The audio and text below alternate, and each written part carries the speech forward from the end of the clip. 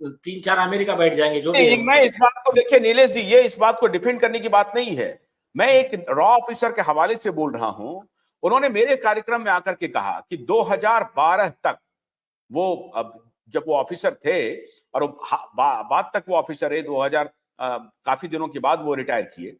उन्होंने मेरे शो में आकर के कहा कि साहब 2012 तक का मैं डिटेल बताता हूं, आप 2012 तक के अभी तक के जितने डिफेंस डील हुए बिना किकबैक्स के नहीं हुए, बिना किकबैक्स के नहीं हुए। ये सारा डॉसियर सरकार के पास है, कुछ भी नहीं हुआ उसमें, कुछ भी नहीं हुआ। तो मोदी जी आए हैं, वही सेट ऑफ पीपुल काम कर रहा है, वही दलाल सिस्टम में काबिज है। और इसका हम लोगों ने देखा कोविड के दौरान कि वही सेट ऑफ दलाल जो पीएफआई का public health foundation of India का मिला पीएचएफआई का मेंबर था, वही पीएचएफआई कॉल ले रहा है आज भी। वही पीएचएफआई इनके मंत्री को डब्ल्यूएफ का सैर करवा रहा है, स्विट्जरलैंड का सैर करवा रहा है, वही पीएचएफआई के लोग। तो सवाल है कि ये सारे लोग, इसका मतलब सत्ता में एक ही हैं, बस सिर्फ इधर उधर हो जाते हैं, थोड़ा कम थोड़ा ज्यादा हो रहा है। इसका मतलब है कि नरेंद्र मोदी को भी बेनिफिट ऑफ डाउट नहीं दिया जा सकता है। आप ये कहें कि 140 करोड़ के जनता है, बहुत सारी चीजों को ध्यान में रखना पड़ता है, कैसे कह दें? उनके ऊपर जो आरोप लग रहे हैं उनको साफ करना पड़ेगा। सुनिए, देखिए ऐसा नहीं है, इनके आने के बाद में चीजें बहुत बदली भी है, ऐसा मत बोलिए आप। देखिए, जितने लीडर, जितने मिनिस्टर अमित शाह जी के होम मिनिस्ट्री के अंडर में जेल में गए हैं, उतने मेरे हिसाब से कितने दूसरे किसी केस में नहीं गए होंगे। तो जो होम मिनिस्ट्री और ईडी, इसको सही न्याय देने का काम मेरे हिसाब से अमित शाह जी ने किया। हाँ, ये बात और है, सुनिए, लोगों के आरोप क्या है कि जो बीजेपी में चला जाता है उसके खिलाफ की इंक्वायरी रुक जाती है, और ये बहुत संगीन आरोप है। सुनिए तो जो विरोध में है उनके खिलाफ ही हो जाता है। तो मुझे इतना बताइए, ऐसी कौन सी सरकार है कि खुद के आदमी को आज तक डाला है उन्होंने? तो ऐसा नॉर्मली ऐसा होता नहीं है, लेकिन वो विरोधी पार्टी वालों को भी तो नहीं डालते हैं ना। लेकिन यहाँ पर कम से कम इतना तो हो रहा है कि बहुत बड़ी तादाद में इनके करप्शन बाहर आ रहे हैं। और इस बात पर देखिए, मैं एक पत्रकार हूं और मैं इस मामले में कोई ढिलाई नहीं बरतने वाला हूं। मोदी जी के ऊपर यह तोहमत है कि वो 95% अपोजिशन के लीडरों को तो चोर बनाने में लगे हुए हैं। चोर हैं भी, मैं भी कह रहा हूं चोर हैं, लेकिन जो आपके साथ चला जाता है वो चोर क्यों नहीं रहता है?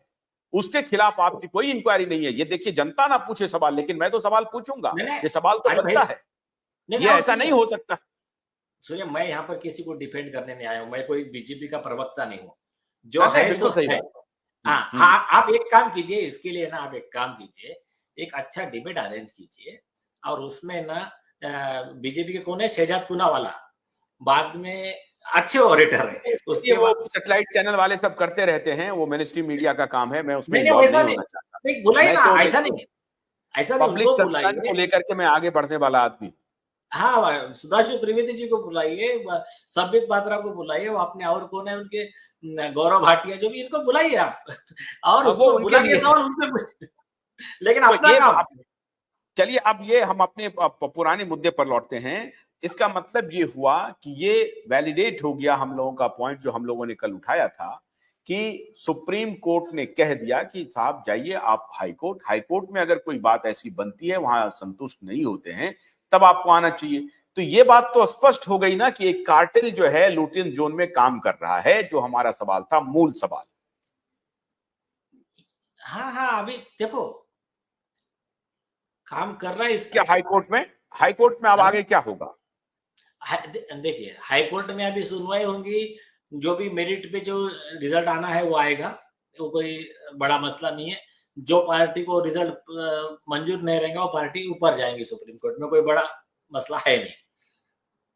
लेकिन अभी क्या है कि जितना अंकुश न्यायपालिका के मनमानी कामों पे या फिर भ्रष्टाचार पे, अंडर हैंड डीलिंग्स पे चाहिए, उतना अंकुश ना सेंट्रल विजिलेंस कमीशन लगा पा रहा है, ना आईबी लगा पा रही है, ना सीबीआई लगा पा रही है। तो उसके पीछे के जो कई रीजन हो सकते हैं। एक रीजन ये हो सकता है कि इन लोगों को कई बार समझ में नहीं आता ऐसी डील क्या हो रही है। कई बार ये कुछ खुद के फेवर में इनके ऑर्डर आते होंगे या इनके कुछ मामले फंसे रहते होंगे, तो चलो ठीक है, 10 में से 6 ऑर्डर हमारे फेवर में, 4 ऑर्डर उनके फेवर में, ऐसा भी चलता होगा। तो ऐसे कई मामले हैं, तो उसमें एक बहुत ज्यादा ध्यान देने की जरूरत है। देखिए, न्याय मंदिर इस डेमोक्रेसी का सबसे बड़ा और last hope of common man है। सुप्रीम कोर्ट ने, तारक सिंह ने बहुत क्लियर लिखा कि it is worshipped bye all the people irrespective of their caste, religion, everything. इस मंदिर की पूजा सब लोग करते हैं, अपना धर्म, जातवाद इसमें कुछ नहीं मायने रखता है। तो ये वो मंदिर है डेमोक्रेसी में कॉमन मैन की आखिरी होप जो है वो कोर्ट है।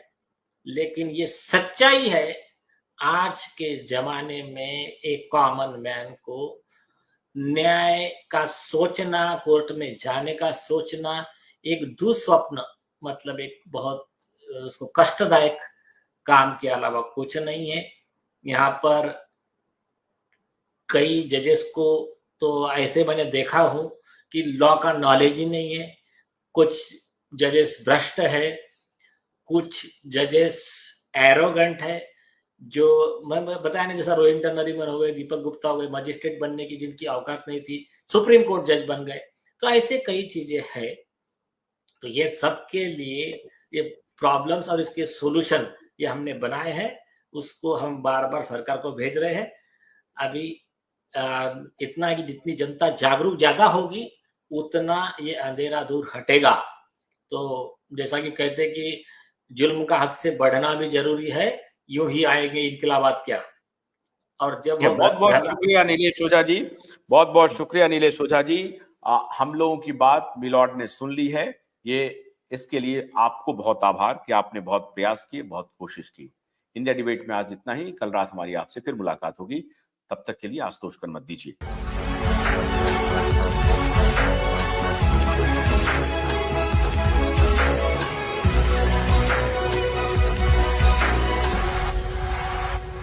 भोलानाथ का ब्रश कटर एक बैटरी से चलने वाली मशीन है जिसका चार्जिंग समय 3.5 घंटे है। इसे हम 6 से 8 घंटे बिना रुके चला सकते हैं। एक बार चार्ज करने पर ये 16,000 स्क्वायर फीट गेहूं, चावल, बजरा, जोबर के खेत काट सकता है, जबकि इसी कार्य को पेट्रोल ब्रश कटर 1,000 रुपए पेट्रोल का खर्चा करता है।